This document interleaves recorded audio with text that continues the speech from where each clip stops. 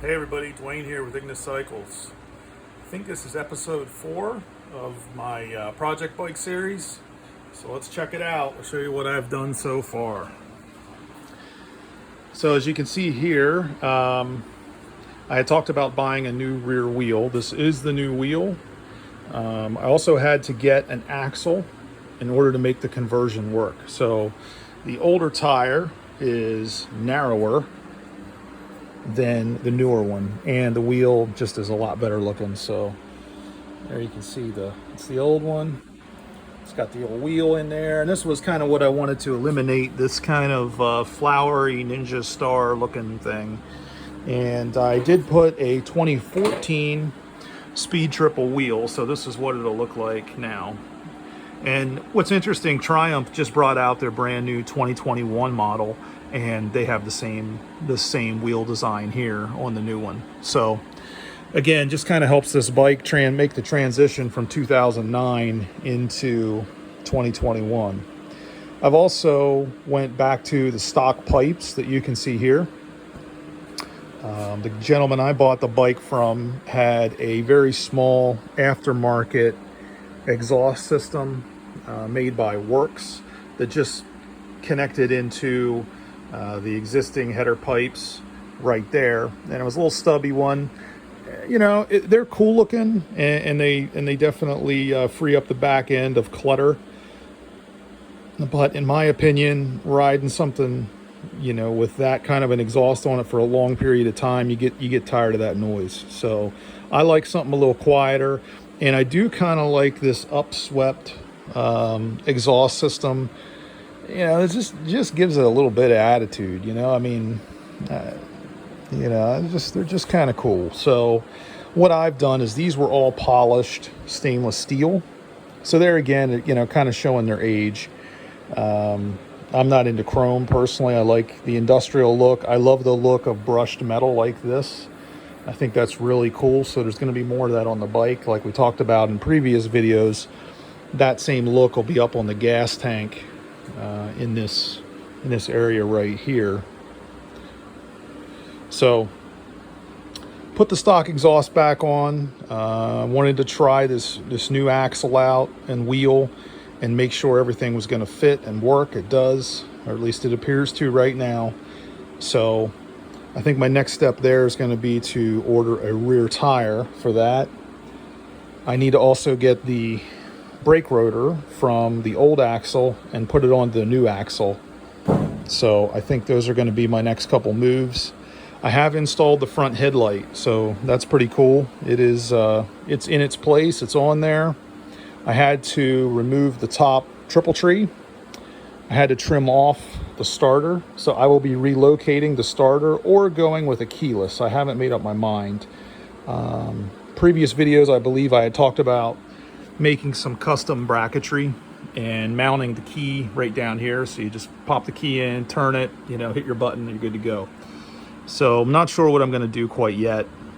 If I do relocate the starter, then obviously I'd have to relocate the wiring down there, which I don't think that would be too complicated. Let's see what else is done. I have started working on the front fender. You can see there's a piece of pipe on here with tape. And I was starting some spacing and making a template. I'll show you that. So this is the fender. Whenever you mount a front fender, you have to have a spacer. And typically, the wheel has rotated, but typically that spacer is going to be right underneath that fender. So when your wheel swells due to heat, it's not going to strike underneath. And I've been working on this piece, which is a template. So kind of what I'm going for is to see this fender right about here, and then to have a bracket that comes up, wraps around the top, and bolts to the fender and supports it. So that's kind of what I'm going for. Again, industrial but simple, and just kind of carrying some of the silver color, you know, up from the rotor into this area. But again, I don't want it to be complicated. So what I've started here, this is a pattern. So what I hope to do is eventually get all these bends made. And then I'll lay this down on some cardboard, probably trace it, and then I have thicker material, which I'll be using. This material here is easy to bend, but it is not the right thickness to get the right strength. So I did buy this other piece of aluminum. This is a bar stock. You can see it's a good 3/16 of an inch thick, pretty sturdy stuff. And when I cut that up or bend that up, I'll use my pattern piece that I had made as my guide. Also put the clip-on bars on. These are to just kind of give me an idea of how this thing's going to sit. Is it going to sit the way I want it?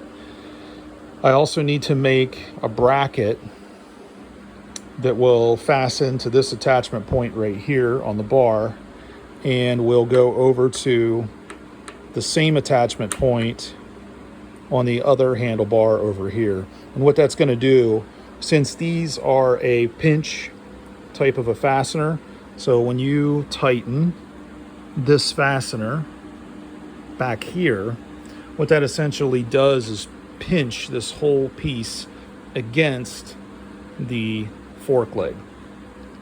But there still can be a little bit of movement. So what I want to do, I want to make sure I eliminate all that movement. I don't want to get down the road and have something kind of spook me, you know, if the handlebar decides to rotate.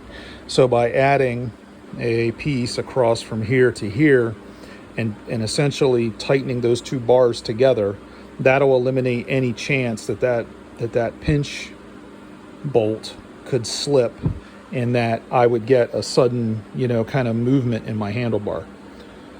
So I think that's about everything I've done to this point. You can see I've got quite a bit of tools, and you can see the gauge cluster. The idea, I don't know if I communicated this, but the idea, I had to remove the starter, which is here.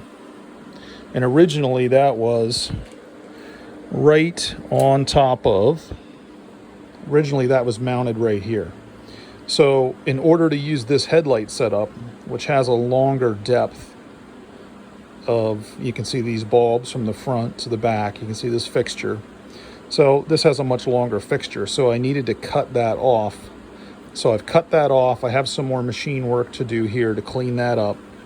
And then I want to relocate the gauge cluster right about here. And there are, you know, aftermarket gauge clusters, but to me, I don't see the point, quite frankly, in spending that kind of money for an extra gauge cluster. And then you start getting into issues with, you know, is it factory wiring or is it custom wiring? And, you know, how does everything relate to the ECU or the computer that controls everything? And I just think it's a much more, a much simpler process. And in the long run, I think there's a lot less that can go wrong with a custom project if you stick to the factory gauges, you know, if they work for the aesthetic that you're going for. So for me, I can make that work. Typically, you can see here's a 2014 Speed Triple. You can see normally this is how they're mounted. So normally you have this, you have the fork down here, the top of the fork, and you have the risers, and your bars are higher. And then the whole gauge cluster, there again, you can see the starter, but the whole gauge cluster is out here in front of you. And again, for my application, what I wanted was to kind of create more shape on the front. I wanted a nice transition line coming from the tank right down through into the tire. And I feel like with these lights and with the repositioned gauge cluster, it's going to give me the look that I want. So let's see. I did drill out the, you can see these guys here, these little chain or foot guards. You can see I've drilled those out. Those were also chrome, so they have been brushed and drilled out. And again, just kind of carrying this look, this industrial look of the lightning holes that are in the rotor. Now on the rotor, they do this for cooling, to cool the metal, but in this case, it just looks cool. And in racing applications, they drill out the metal because it saves weight. I call them lightning holes. So strength is still there. You don't need this part to be that strong, you know, especially across this top edge. This is right here is where it connects to the fasteners, you know, and you don't want that to bend in. So I haven't removed any of the material there, but I have removed some of the material here on these edges. So yeah, I think that is everything I've done so far to this point on the bike. Trying to think. I don't think I have. Oh yeah, I needed some parts. So the parts just came in today. In order for me to mount the factory exhaust, I needed a bolt, and then there's some rubber, some thick rubber washers about that thick. There's 2 of them that slide into each from the back side and from the front side. They slide in, and then you have another washer with a metal. Kind of a metal gasket, let's say, and you need 2 of those, and you need the bolt. So I didn't have any of that hardware, so I had to order the hardware. So yeah, that gives you an idea of where the project is right now. And once I get some more stuff done to it, I'll be posting another update. But starting to come together. I do have to figure out, and feel free to post in the comments if you know where I can find this. I need to get some 3003 aluminum that is used for body panels.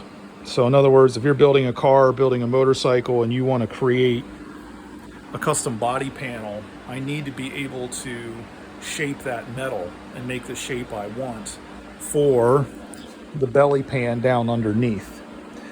And I don't, right now I don't have a resource for that. So that's something I'm going to have to continue to look for and find. So, yep. Okay, well, that's the project to this point, and we'll see where we go from here.